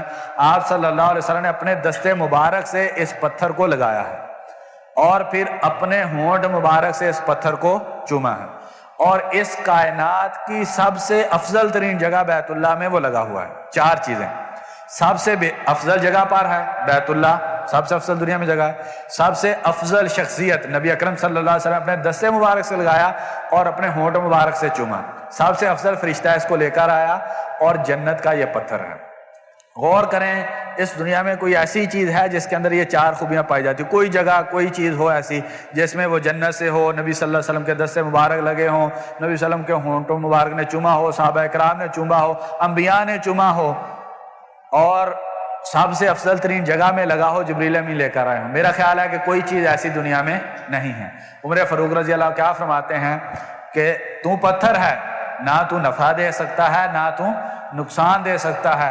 لولا انی رأیت رسول اللہ صلی اللہ علیہ وسلم یقبلک ما قبلتک. یہ ساری خوبیاں ہیں تجھ میں, لیکن نہ تو نفع دے سکتا ہے نہ تو نقصان دے سکتا ہے. اگر میں نے نبی اکرم صلی اللہ علیہ وسلم کو تجھ کو چومتے ہوئے نہ دیکھا ہوتا تو ان ساری خوبیوں کے باوجود بھی میں تجھ کو نہیں چومتا. تو کیا پتہ چلا, ہم اسی جگہ کو چوم سکتے ہیں جس کو نبی اکرم صلی اللہ علیہ وسلم نے چوما ہے. اب ہم کیا کرتے ہیں, انگوٹھی ڈال لی, اس میں یہ نگینہ ڈالا تو اس سے یہ فائدہ ہوتا ہے, کاروبار میں یہ نفع مل جاتا ہے. اچھا, گھر کے اوپر ہنڈیاں رکھ دی, جانور اس کے گلے کے اندر کوئی چیز لٹکا دی, بچہ ہے اس کے بازو میں دھاگا باندھ دیا, یہ جی نقصان سے روک دیتے ہیں, اس سے فائدہ ہو جاتا ہے. تو دیکھیں یہ اتنی خوبیوں کے باوجود یہ پتھر نہ نفع دے سکتا ہے نہ نقصان دے سکتا ہے. تو دنیا کی کوئی چیز بھی نفع نقصان نہیں دے سکتی. نفع نقصان کا جو اختیار ہے وہ اللہ تبارک و تعالیٰ کے پاس ہے. تو حجر اسود سے ہم کو یہ سبق بھی لینا چاہیے اور یہ حجر اسود سے ہم کو یہ سبق بھی ملتا ہے. اور وہاں پر ایک حکم یہی عمر فاروق رضی اللہ عنہ سے نبی اکرم صلی اللہ علیہ وسلم نے فرمایا, اے عمر تم مضبوط اور طاقتور آدمی ہو, فلا توزی الضعیف, کسی کمزور کو حجر اسود پر تکلیف نہیں دینی. تو ہم کیا کرتے ہیں, وہاں پر جب بوسہ دینے جاتے ہیں تو مسلمان کو تکلیف دیتے ہیں. اور فرمایا فَإِنْ خَلَالَكَ فَقَبِّلُوا, اگر دیکھو خالی ہے رش نہیں ہے تو اس کو بوسہ دے دو. وَإِلَّا فَاسْتَقْبِلُوا فَكَبِّرْ, ورنہ اس کی طرف منہ کرو اور اللہ اکبر کہہ کر گزر جاؤ. تو حجر اسود پر کسی مسلمان کو تکلیف نہیں دینی. کسی مسلمان کو تکلیف دینا بہت بڑا گناہ ہے, اس لیے حجر اسود میں اگر رش ہو تو وہاں پر دکم پیل نہیں کرنی چاہیے.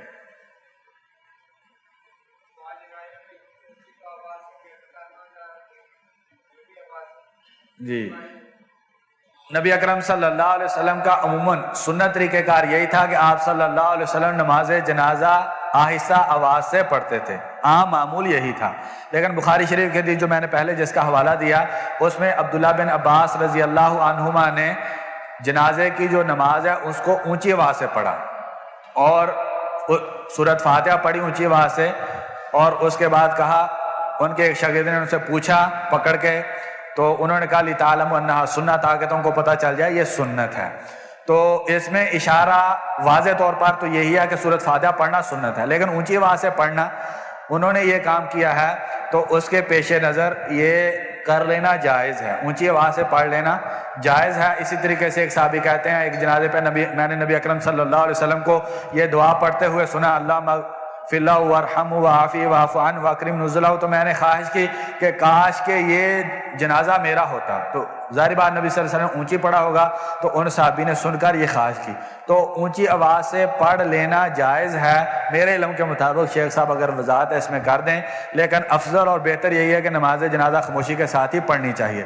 اگر نبی اکرم صلی اللہ علیہ وسلم عام روٹین میں نماز جنازہ اونچی آواز سے پڑھتے تو عبداللہ بن عباس رضی اللہ عنہ کو اس کی وضاحت کرنے کی ضرورت نہ پڑتی، اور دوسرا وہ جو ان کے شاگرد تھے ان کو پکڑ کے نہ پوچھتے کہ آج آپ نے کیا کیا. اس سے پتہ چلتا ہے صحابہ کرام کے زمانے میں عام طور پر نماز جنازہ آہستہ آواز سے پڑھی جاتی تھی، لیکن اب کچھ علماء نے یہ اونچی آواز والا طریقہ کار اس لیے اختیار کیا کہ بدقسمتی سے ہم کو دعائیں یاد نہیں ہیں، تو اس لیے وہ اونچی آواز سے پڑھتے ہیں کہ تاکہ پیچھے والے لوگ آمین کہہ کے جنازے میں شریک ہو جائیں. ہمیں کوشش کرنی چاہیے ہم نماز جنازہ کی دعائیں یاد کریں، اور جب دعائیں یاد ہوگی تو ہر کوئی آہستہ پڑھے، اپنے دل سے پڑھے گا دعا تو وہ یہ زیادہ بہتر ہے. نبی اکرم صلی اللہ علیہ وسلم نے فرمایا اخلصوا لہ الدعاء، میت کے لیے دعا کو اخلاص کے ساتھ کرو. جب امام دعا کر رہا ہے، ہم کو پتہ نہیں امام اس کے لیے کیا مانگ رہا ہے تو ہم آمین کہتے ہیں، ٹھیک ہے اس کے لیے بھلائی کا باعث ہے، لیکن اس میں اتنا اخلاص نہیں ہے جتنا ہم اپنے دل سے اس کے لیے دعا کریں گے. اگر کسی کو کوئی دعا نہیں آتی تو یہ کہہ سکتا ہے اللہم اغفر لہ، اللہم اغفر لہ، بار بار یہی کہتا رہے یا اللہ اس کو معاف کر دے، یا اللہ میرا یہ بھائی ہے اس کو معاف کر دے. تو اخلاص کے ساتھ دعا کرنی چاہیے. تو سری طور پر پڑھنا یہ زیادہ بہتر ہے. شیخ صاحب کس جگہ پہ کوئی وضاحت ہو آپ کر دیا کیجیے. تعلیم کے لیے صحیح ہے. ظہر کی نماز میں بولتے ہیں آپ ہی کام کرتی ہے جی جی تو عام طور پر کہا جاتا ہے کہ جو باقی رہی ہے ان میں اس کا فاتحہ پڑھ لیا بس. تو تینوں میں اس کا فاتحہ پڑھ لیا کیا کریں. اور دوسرا سوال یہ ہے کہ نماز جنازہ کی عام طور پر 4 تکبیر دی جاتی ہے. تو کچھ لوگ کہتے ہیں 9 ہے، کچھ کہتے ہیں 5 ہے. 2 سوال کیے. ایک تو یہ کہ ظہر کی جماعت کے اندر آئے ہیں، آخری رکعت میں ملے ہیں، 3 رکعت رہ گئی ہیں، تو فاتحہ تو یہ سبھی میں پڑھنی ہے، اس میں کوئی اشکال نہیں ہے. نبی اکرم صلی اللہ علیہ وسلم نے فرمایا کہ بخاری شریف کی حدیث ہے لا صلاۃ لمن لم یقرأ بفاتحۃ الکتاب، جو آدمی فاتحہ نہیں پڑھتا اس کی نماز نہیں ہے. مسلم شریف کی حدیث ہے ابو ہریرہ رضی اللہ عنہ کہتے ہیں جو آدمی فاتحہ نہیں پڑھتا نماز ناقص رہتی ہے. تو فاتحہ تو پڑھنی ہے، اس کے علاوہ کوئی اور سورت پڑھ سکتے ہیں تو یہ بھی پڑھ سکتے ہیں. 4 رکعتوں کے اندر نبی اکرم صلی اللہ علیہ وسلم سے ظہر کے اندر فرض کی 4 رکعتوں میں سورت فاتحہ کے علاوہ پڑھنا ثابت ہے. تو 2 میں بھی پڑھ سکتے ہیں، اور اگر 4 میں بھی پڑھ لیں تو یہ بھی جائز اور ثابت ہے. تو سورت ہم پڑھیں گے. یہی سوال تھا آپ کا یا جی؟ ان میں سورہ فاتحہ تو ضرور پڑھنی ہے، ہاں اس کے علاوہ سورت بھی پڑھ سکتے ہیں. ایک میں اس میں آپ نے جو امام کے ساتھ پڑھی ہے وہ آپ کی پہلی رکعت ہو گئی ہے، صحیح ہے. اور اس کے بعد آپ کی جو 3 رکعتیں پڑھ رہے ہیں جو آپ اٹھ کے کھڑی شروع کریں گے وہ دوسری رکعت ہوگی آپ کی. تو آپ اس میں سورت فاتحہ کے علاوہ کوئی سورت پڑھیں. تیسری چوتھی جو رکعت ہے اس میں پڑھ لینا نبی اکرم صلی اللہ علیہ وسلم سے ثابت ہے. اگر نہیں پڑھیں گے تو یہ بھی ثابت ہے. ٹھیک ہے جی. نماز جنازہ کے بارے میں سوال تھا، سمجھ آ گئی یا نہیں؟ دوبارہ نماز جنازہ کے بارے میں کہہ رہے ہیں کہ کچھ کہتے ہیں 4 ہیں، کچھ کہتے ہیں 9 ہیں. شیخ البانی رحمہ اللہ نے احکام الجنائز کے نام سے ایک بڑی اچھی کتاب لکھی ہے، اور میرا خیال ہے اردو کے اندر اس کا ترجمہ ہو چکا ہے. تو بھائی اس کو لے لیں. جنازے کے مسائل اس میں انہوں نے بڑی اچھی تفصیل کے ساتھ صحیح احادیث کی روشنی میں لکھا ہے. اور انہوں نے نبی اکرم صلی اللہ علیہ وسلم سے 9 تکبیروں تک ثابت کیا ہے. امام طحاوی رحمہ اللہ جو ہماری فقہ حنفی کے بہت بڑے امام ہیں، ان کی حدیث کی کتاب ہے، اس کے حوالے سے انہوں نے ایک حدیث کوٹ کی نقل کی ہے کہ نبی اکرم صلی اللہ علیہ وسلم نے ایک مرتبہ جنازے پر 9 تکبیریں کہی تھیں. تو وہ حدیث کو انہوں نے صحیح کہا، اور اس کے پیش نظر 4 بھی کہہ سکتے ہیں، 5 6 7 8 9. تو 9 تک تکبیریں کہنا نبی اکرم صلی اللہ علیہ وسلم سے ثابت ہے. تو باقی تکبیروں کے اندر کیا کرنا ہے؟ باقی تکبیروں میں دعا کرنی ہے. پہلی میں سورۃ فاتحہ اور کوئی سورت، دوسری میں درود شریف، تیسری میں دعا، چوتھی میں دعا، 5ویں میں، 6ٹھی میں، 7ویں میں، 8ویں میں دعا، 9ویں جو آخری یعنی کہ آپ کی تکبیر ہے اس کے بعد سلام ہوگا. اگر اس میں بھی دعا کرنی چاہیں تو وہ بھی نبی اکرم صلی اللہ علیہ وسلم سے ثابت ہے. شیخ البانی رحمہ اللہ نے اس پر بڑی تفصیل سے لکھا ہے. تو 9 تک انہوں نے کہا صحیح حدیث ہے، تو 9 تک اگر کوئی کہنا چاہے کہے. لیکن عام نبی اکرم صلی اللہ علیہ وسلم اور صحابہ کرام کا طرز عمل یہی ہوتا تھا کہ 4 تکبیریں کہتے تھے. شیخ البانی رحمہ اللہ نے یہ موقف اختیار کیا ہے، کوئی عالم دین ہو، کوئی بزرگ ہو، بڑا ہو، تو اس کے لیے زیادہ تکبیریں کہنی چاہیے. نبی اکرم صلی اللہ علیہ وسلم سے یہ ثابت ہے. کچھ لوگ ہیں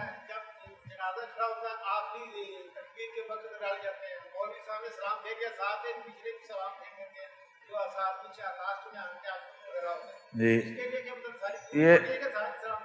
یہ کہ آئے ہیں جنازہ کھڑا ہو گیا ہے، ایک یا دو تکبیریں رہ گئی ہیں، تو اس سلسلے میں کیا کرنا چاہیے؟ میرے علم کے مطابق نبی اکرم صلی اللہ علیہ وسلم سے اس سلسلے میں کوئی واضح ہدایت موجود نہیں ہے، اس کے بارے میں علماء کا اختلاف ہے۔ بعض نے کہا کہ اس کو جلدی سے پورا کر لے قیاس کرتے ہوئے نماز پر، جیسے نماز کو مکمل کیا جاتا ہے، جو رہ جائے تو اسی طریقے سے اس کو مکمل کر لیا جائے۔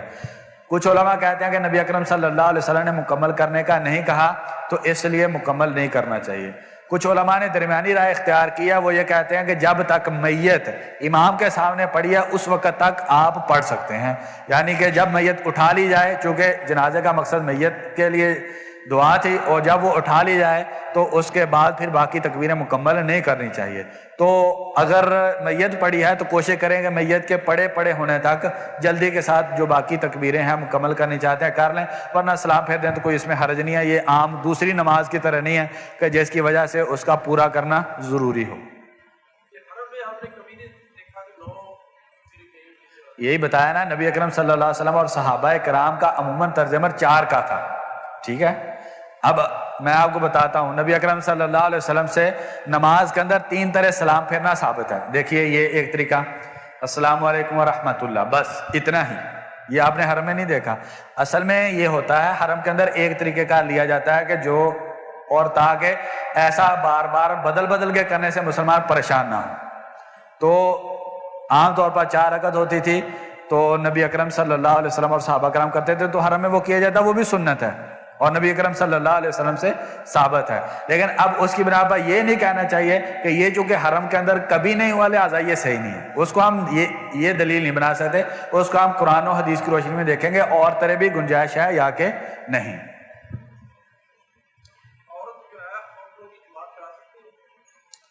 اور نہیں، عید میں جماعت تو غلط ہے، عید میں جماعت غلط ہے، کیونکہ عید کے لیے نبی اکرم صلی اللہ علیہ وسلم نے یہ حکم دیا، عورتوں کے لیے واجب ہے، عورتوں کو لازمی ہے کہ عیدگاہ لے کے جایا جائے، ٹھیک ہے جی۔ تو اس میں تو نبی اکرم صلی اللہ علیہ وسلم نے فرمایا، اور جو عورتیں مینسز کی حالت میں ہوتی ہیں ان کو بھی عیدگاہ میں لے کر جایا جائے، وہ نماز میں شریک نہ ہو لیکن جو مسلمانوں کی دعا اس میں شریک ہو جائیں۔ تو عورتوں کے لیے یہ جو ہمارے طریقہ کار کیا جاتا ہے، مرد باہر چلے گئے، عورتیں مسجد میں اپنی جماعت کرا رہے ہیں، یہ نبی صلی اللہ علیہ وسلم کی سنت کے خلاف ہے، بلکہ نبی اکرم صلی اللہ علیہ وسلم نے فرمایا کہ عید کی نماز میں اگر کسی عورت کے پاس دوپٹہ نہیں ہے تو 2 عورتیں ایک دوپٹے میں لپیٹ کر چادر میں عیدگاہ میں جائیں، یعنی اتنی زیادہ تاکید کی ہے، تو عورت کا عیدگاہ میں جا کر عید کی نماز پڑھنا لازمی ہے، واجب ہے، ٹھیک ہے جی۔ یہ بات ہوگی عید کی، اس لیے عورت جماعت نہیں کروا سکتی، اس کو مسلمانوں کا جو امام ہے جو مردوں کی جماعت کروا رہا ہے اس کی جماعت کے ساتھ مل کر نماز عید کی پڑھنا لازمی ہے۔ لیکن اس کے علاوہ عام نفل کی کوئی نماز، مثلا تہجد ہے، اس کی جماعت کروانی چاہے تو کروا سکتی ہے۔ حضرت عائشہ رضی اللہ عنہا سے ثابت ہے، انہوں نے عورتوں کی جماعت کروائی تھی، لیکن اس میں یہ طریقہ کار کیا تھا کہ درمیان میں کھڑی ہوئی تھی، آگے کھڑی نہیں ہوئی تھی۔ اسی طریقے سے ام عطیہ رضی اللہ عنہ ایک عورت ہے، ان کو بھی نبی اکرم صلی اللہ علیہ وسلم نے اجازت دی تھی کہ اپنی جو عورتیں ہیں ان کو جماعت کروا لیں۔ عورتوں کی کسی نفل میں جماعت کروا سکتی ہیں، لیکن اس میں سامنے نہیں کھڑی ہوں گی، ان کی صف میں درمیان میں کھڑی ہوں گی، لیکن عید کی عورت جماعت نہیں کروائے گی۔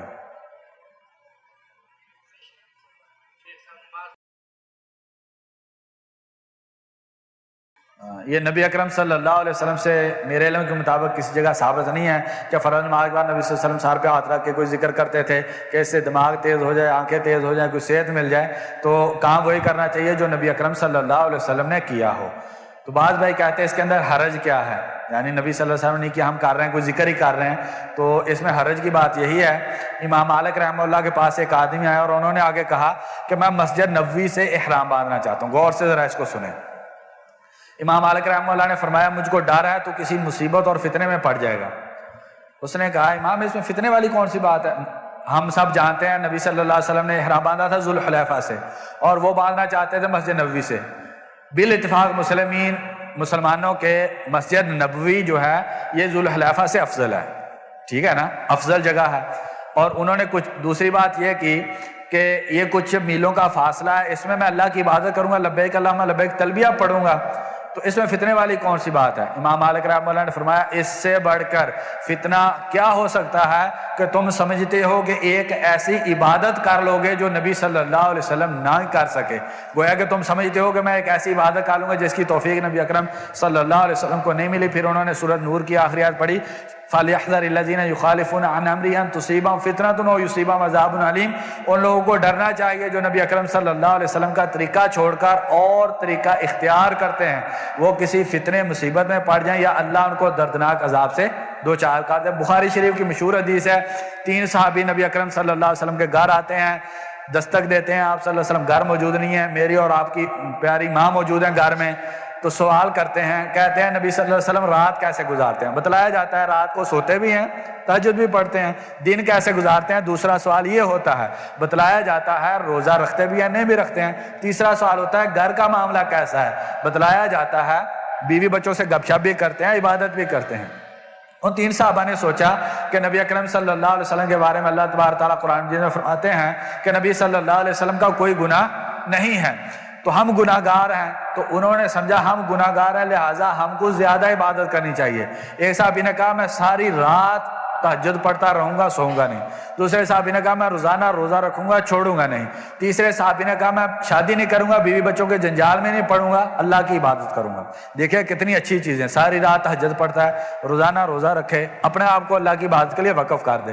یہ بخاری شریف کی حدیث ہے, اور اس حدیث کی صحت پر سبھی علماء کا اتفاق ہے. کوئی بھی عالم دین ایسا نہیں ہے دنیا میں جو کہتا ہے یہ حدیث ضعیف ہے. نبی اکرم صلی اللہ علیہ وسلم کو اس بات کا علم ہوتا ہے. نبی اکرم صلی اللہ علیہ وسلم سخت ناراض ہوتے ہیں.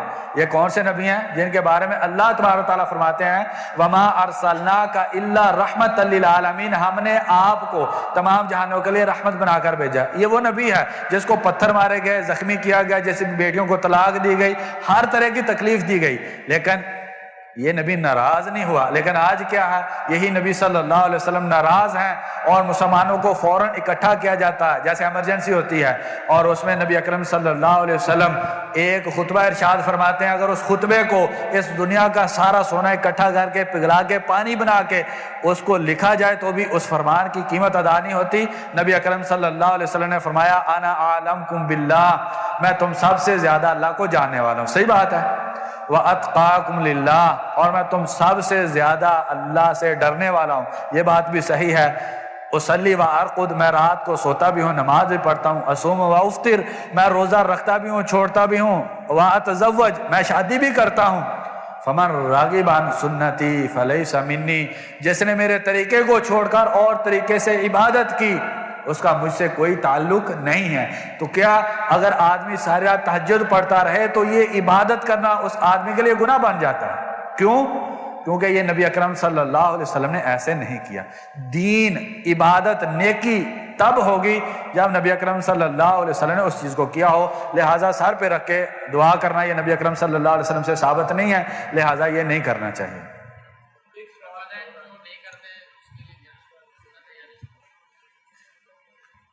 پہلی بات یہ ہے, رفع ذہن والے سوال کا جواب دینے سے پہلے ابن ماجہ کی ایک حدیث ہے, علماء کا اس کی صحت میں اختلاف ہے, لیکن بہت سارے علماء نے اس حدیث کو صحیح کہا ہے. آپ میں سے ہر بھائی انشاءاللہ اس حدیث کو جانتا ہے. نبی اکرم صلی اللہ علیہ وسلم نے فرمایا طالب العلم فریضۃ علی کل مسلم, علم حاصل کرنا ہر مسلمان پر فرض ہے. ٹھیک ہے بھائی جان, یہ حدیث سنی آپ صاحب نے؟ نہیں سنی؟ آپ پہلی مرتبہ سن رہے ہیں؟ پہلی مرتبہ سن رہے ہیں آپ کہ علم حاصل کرنا ہر مسلمان پر فرض ہے. تو کتنا علم حاصل کرنا ہر مسلمان پر فرض ہے؟ امام شافعی رحمہ اللہ نے بڑی اس کی تفصیل بیان کی. امام بخاری رحمہ اللہ کے استاد ہیں امام اسحاق بن راہوی, ان سے صحیح سند سے امام ابن عبد البر رحمہ اللہ نے جامع بیان العلم و فضلی حدیث کی بہت اچھی کتاب ہے, اس کے اندر انہوں نے یہ نقل کیا ہے. وہ کہتے ہیں کہ 5 چیزوں کا علم حاصل کرنا ہر مسلمان پر فرض ہے, جو دین کی 5 بنیادیں ہیں. عبداللہ بن عمر رضی اللہ عنہ سے بخاری مسلم کی حدیث ہے, فرماتے ہیں کہ نبی صلی اللہ علیہ وسلم نے فرمایا بنی الاسلام علی 5, اسلام کی بنیاد 5 چیزوں پر ہے. شہادت اللہ الہ الا اللہ, آدمی اس بات کی گواہی دے اللہ کے علاوہ کوئی عبادت کا حقدار نہیں ہے, نبی صلی اللہ علیہ وسلم اللہ کے رسول ہیں, نماز, روزہ, حج, زکات, ان 5 چیزوں پر اسلام کی بنیاد ہے. تو فرماتے ہیں ان 5 چیزوں کا علم حاصل کرنا ہر مسلمان پر فرض ہے. فرض کا مطلب کیا ہے؟ اگر آدمی نہیں ادا کر اس کو کرتا تو آدمی گنہگار ہے. صحیح ہے, تو اس میں نماز آ جاتی ہے. عقیدے کے بعد سب سے پہلی چیز جس کا سیکھنا مسلمان پر واجب اور فرض ہے، اگر آدمی نہیں سیکھتا گناہگار ہے، وہ نماز ہے، ٹھیک ہے جی۔ اب نماز میں ایک رفع الیدین کا مسئلہ ہے اور بہت سارے مسئلے ہیں، تو ان کو سیکھنا ضروری ہے۔ بخاری شریف کی ابھی حدیث میں نے آپ بھائیوں کے سامنے رکھی کہ نبی اکرم صلی اللہ علیہ وسلم نے فرمایا صلو کما رأیتمونی اصلی، نماز ویسے پڑھو جیسے مجھ کو پڑھتے دیکھا ہے۔ گویا کہ نماز کو نبی صلی اللہ علیہ وسلم کے طریقے سے پڑھنا بھی واجب ہے، ٹھیک ہے جی۔ تو اب اس کو جاننا ضروری ہے۔ اب آپ کے ذہن میں یہ سوال ہوگا ہم کیسے پتہ چلے گا کہ نبی اکرم صلی اللہ علیہ وسلم کا سنت طریقہ کار کیا تھا؟ بہت مختصر سا طریقہ کار ہے، اگر کوئی بھی بھائی دین کے کسی بھی معاملے میں انشاءاللہ عمل کرے گا تو کامیابی ہوگی۔ دیکھیے بھائی جان، آپ نے سوال کیا آپ اسکول کا کتنا پڑھے ہیں؟ اسکول کتنا پڑھے ہیں آپ؟ اچھا، آپ بھائی جان کتنا پڑھے ہیں؟ آپ بھی نہیں پڑھے؟ آپ بھائی جان کوئی بھی نہیں پڑھا اسکول؟ آپ شہزاد صاحب کتنا پڑھے؟ ہاں چلو شکر ہے، انہوں نے میٹرک کیا نہیں 10 سال۔ آپ کے بچے اسکول پڑھ رہے ہیں؟ آپ کے بچے اسکول پڑھ رہے ہیں؟ چھوٹے چھوٹے ہیں، بچوں کو اسکول پڑھائیں گے؟ ٹھیک ہے۔ یعنی ہم میں سے ہر مسلمان کی یہ خواہش ہوتی ہے ہمارا بچہ اسکول میں پڑھے اور اچھے اسکول میں پڑھے، اور اس میں یہ کہ اچھے سے اچھی اس کو ہم ٹیوشن کا انتظام کر کے دیں۔ صرف یہ نہیں اسکول میں پڑھے، ہم اس کے لیے عصر کے بعد ٹیوشن کا انتظام کر کے دیتے ہیں تاکہ ہمارا بچہ صحیح طریقے سے پڑھ لے، تاکہ اس کا دنیاوی مستقبل اچھا ہو جائے، صحیح ہے۔ اس کے لیے ہم کوشش کرتے ہیں۔ نماز یہ جو دین کا ارکان ہے، ہم خود اسکول پڑھتے ہیں، 10 سال لگائے، انہوں نے بھائی کہہ رہے ہیں میں نے 10 سال لگائے، ہم 10 دن بھی دین کے لیے نہیں لگاتے ہیں جو ہم پر فرض ہے، تو اس کا دیکھیے انہوں نے 10 سال لگائے ہیں۔ اب علماء کا اتفاق ہے اس بات پر کہ بخاری شریف اور مسلم شریف اس کے اندر کوئی ضعیف حدیث نہیں ہے، ٹھیک ہے جی۔ ابو داؤد شریف، نسائی شریف، ترمذی شریف، ابن ماجہ شریف، یہ 4 حدیث کی کتابیں، ان میں اکثر حدیثیں صحیح ہیں، کچھ حدیثیں ضعیف ہیں۔ اس میں علماء کا اتفاق ہے یہ حدیث صحیح ہے یا نہیں صحیح، لیکن ہم اس چیز کو لے لیتے ہیں جس پر سبھی علماء کا اتفاق ہے۔ بخاری اور مسلم شریف، اس پر سبھی علماء کا اتفاق ہے، اس کی ساری احادیث صحیح ہیں، ٹھیک ہے۔ اب بخاری شریف کو ہم خرید لیں، مسلم شریف کو خرید لیں، بخاری پاکستان میں 1000 روپے کی آ جاتی ہے، یعنی کہ کتنے ریال بنتے ہیں میرے خیال میں 30 ریال لگا لیجئے، ٹھیک ہے، 40 ریال لگا لیجئے، تو وہ ہم خرید لیں اور اس میں ہم پڑھیں نماز نبی صلی اللہ علیہ وسلم نے کیسے پڑھی ہے۔ اگر آدمی ایک دن کے اندر 6 یا 7 گھنٹے، کتنے 6 یا 7 گھنٹے کا وقت نکال کے بخاری شریف میں پڑھ لے تو اس کو پوری نماز کا طریقہ پتہ چل جائے گا کہ نبی صلی اللہ علیہ وسلم نے کیسے نماز پڑھی۔ دوسرے دن مسلم شریف کو پڑھ لے، یعنی 2 دن 5 گھنٹے ایک دن، 5 گھنٹے دوسرے دن، 10 گھنٹے 2 دنوں میں دے کے آدمی نبی اکرم صلی اللہ علیہ وسلم کی سنت نماز کو سیکھ سکتا ہے کہ وہ نماز نبی اکرم صلی اللہ علیہ وسلم نے کیسے پڑھی ہے۔ ہم خود بھی اس طریقے سے نماز کو سیکھیں اور اپنے بچوں کو بھی اس طرف لگائیں۔ یعنی معذرت کے ساتھ سوال کا جواب تھوڑا لمبا ہو جائے گا، ہمارے پاکستان کے اندر، انڈیا کے اندر، بنگلہ دیش کے اندر 3 طرح کے لوگ ہیں، اہل حدیث، بریلوی، دیوبندی، صحیح ہے نا۔ اب جو اہل حدیث ہے وہ اہل حدیث کیوں ہیں؟ کہ وہ اہل حدیثوں کے گھر میں پیدا ہو گیا، اس نے دیکھا ماں باپ ایسے نماز پڑھتے تو اس نے ویسے نماز پڑھنی شروع کر دی، وہ جس مسجد میں ان کے ابو جاتے تھے اس مسجد میں گئے، وہاں پر جا کر مولانا صاحب سے پوچھا، انہوں نے کہا ہم صحیح ہیں، بریلوی اور دیوبندی غلط ہیں۔ جو دیوبندی ہے وہ دیوبندی کیوں ہیں؟ دیوبندیوں کے گھر میں پیدا ہوا، والدین کو جیسے نماز پڑھتے دیکھا ویسے نماز پڑھنی شروع کر دی، مسجد میں گئے، مولانا صاحب نے کہا کہ ہم نماز صحیح پڑھتے ہیں، بریلوی اور اہل حدیث غلط پڑھتے ہیں۔ جو بریلوی ہے وہ بھی اسی طریقے سے، ہم خاندانی مسلک اختیار کرتے ہیں۔ ہم نے کبھی نہیں یہ سوچا کہ یہ جو نماز ہم پڑھتے ہیں یہ نماز قبول ہوگی یا نہیں۔ بخاری شریف کی حدیث ہے، نبی اکرم صلی اللہ علیہ وسلم نے فرمایا میں حوض کوثر پر کھڑا ہوں گا، نماز پڑھنے والے لوگ آئیں گے، فرشتے ان کے اور میرے درمیان رکاوٹ کھڑی کر دیں گے، میں کہوں گا کہ یہ تو میرے امتی ہیں، یہ میرے صحابی ہیں، یہ میرے ساتھی ہیں، تو فرشتے کہیں گے اللہ کے نبی آپ کو نہیں معلوم کہ انہوں نے آپ کا طریقہ کار اختیار نہیں کیا۔ مسلم شریف میں یہ لفظ آتے ہیں، نبی صلی اللہ علیہ وسلم نے فرمایا سحقا سحقا لمن بدل بعدی، اس کے لیے ہلاکت اور بربادی ہو جس نے میرے بعد طریقہ کار تبدیل کر دیا۔ تو یہ نہ ہو ہم نمازیں پڑھتے رہیں کسی مولانا صاحب کے کہنے پر، اپنے والدین کو دیکھتے ہوئے پڑھتے رہیں نمازیں، اور نمازیں اللہ کے دربار میں لے کر جائیں، اس نماز کا ہمیں کوئی فائدہ نہ ہو۔ نماز کی قبولیت کے لیے لازمی ہے کہ ہم سنت کے مطابق پڑھیں، اس کا طریقہ کار میں نے آپ کو بتلا دیا ہے۔ جب ہم اپنے بچوں کو اسکول کی تعلیم دیتے ہیں وہاں پر ہم 2-4 دن بٹھا کے بچوں کو اور خود بھی پڑھیں کہ نبی صلی اللہ علیہ وسلم نے کیسے نماز پڑھی ہے. بخاری اور مسلم شریف میں نماز کا طریقہ کار ہم سیکھیں. سورۃ اعراف میں اللہ تبارک و تعالیٰ فرماتے ہیں اتبعوا ما انزل الیکم، آیت نمبر 3 ہے، کوئی بھی بھائی جا کے اس کو چیک کر سکتا ہے. اتبعوا ما انزل الیکم من ربکم ولا تتبعوا من دونہ اولیاء، پیروی کرو اس چیز کی جو اللہ نے آسمان سے نازل کر دیا. قرآن اور حدیث اللہ نے آسمان سے نازل کیا، اس کے پیچھے چلو.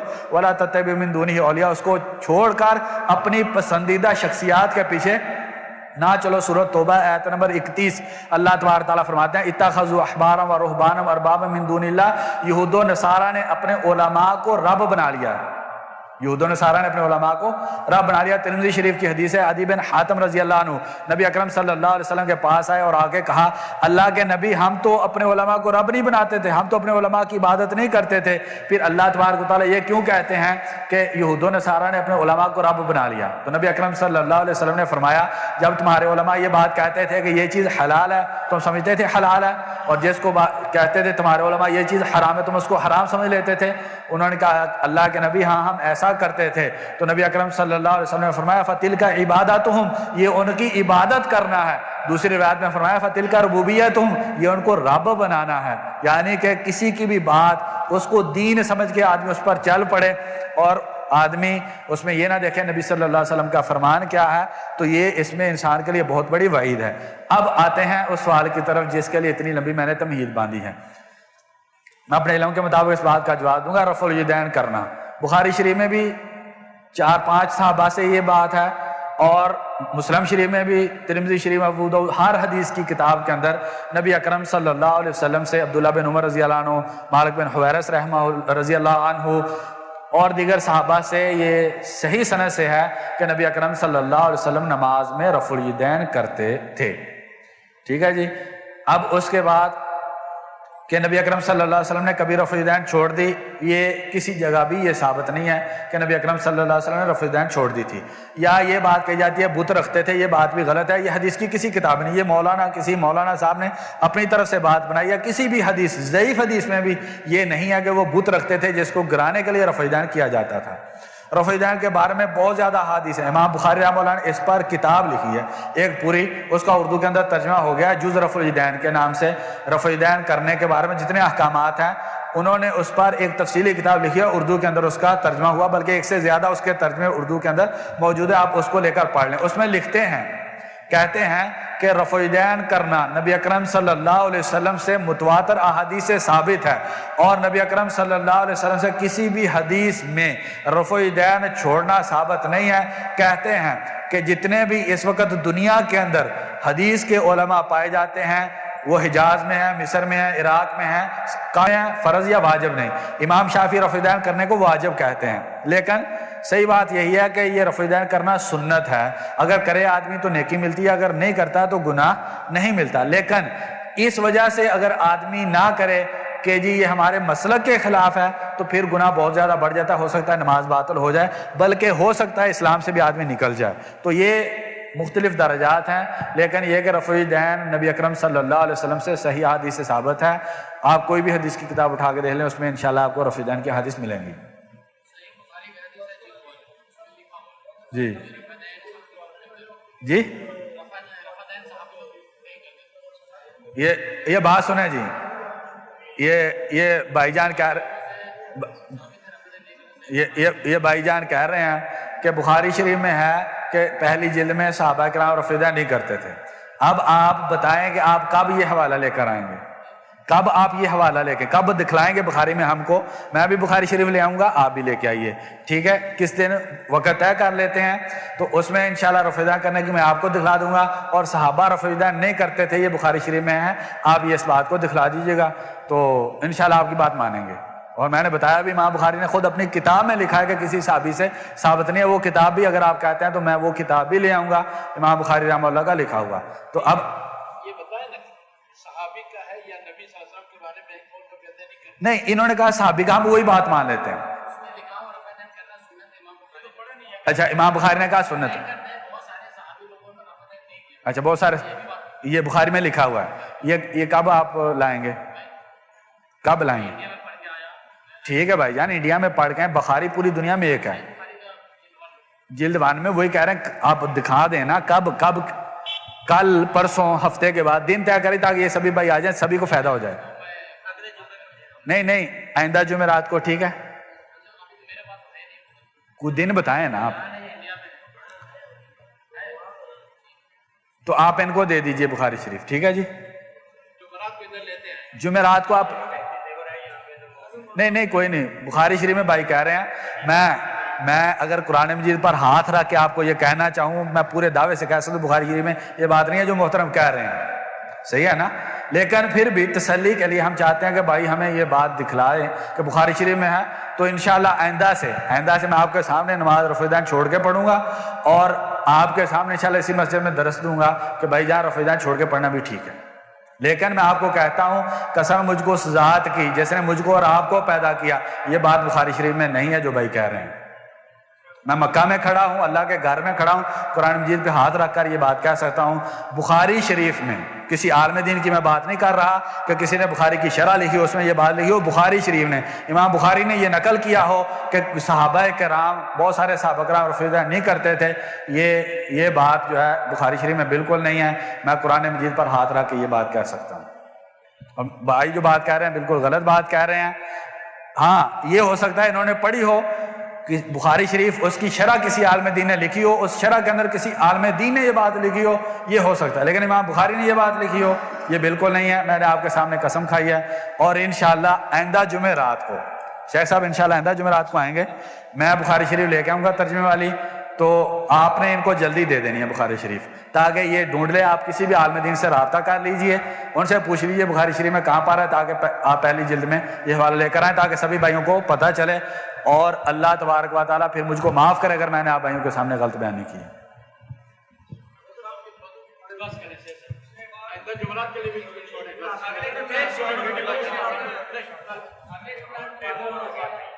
انشاءاللہ آئندہ جمعرات آئیں گے, انشاءاللہ میں آؤں گا درس کے لیے. وقت زیادہ ہو گیا, بھائی نے ڈیوٹی پر جانا ہے, انشاءاللہ زندگی رہی تو ہر جمعرات کو یہ پروگرام ہوگا الحمدللہ انشاءاللہ. جزاکم اللہ خیر, برکت دے, اللہ جزائے خیر دے. السلام علیکم وبرکاتہ. سامعین محترم, یہ تھے جناب فضیلت الشیخ ندیم صاحب, اللہ ان کے مدلل تقریر پر بہتر ان کو جزا دے. تو اس کے انتظامیہ مکتب دعوت و کاکیا مکرمہ, مکہ مکرمہ اور محمد انتظامیہ اور آپ سب کا شکریہ ادا کرتے ہیں. اللہ سب کو اس کا بہتر اجر عطا فرمائے, سب کی اس حاضری کو اللہ قبول منظور فرمائے. وصلی اللہ تعالی علی خیر خلق محمد وعلی آلہ وصحبہ اجمعین. والسلام علیکم ورحمۃ اللہ وبرکاتہ.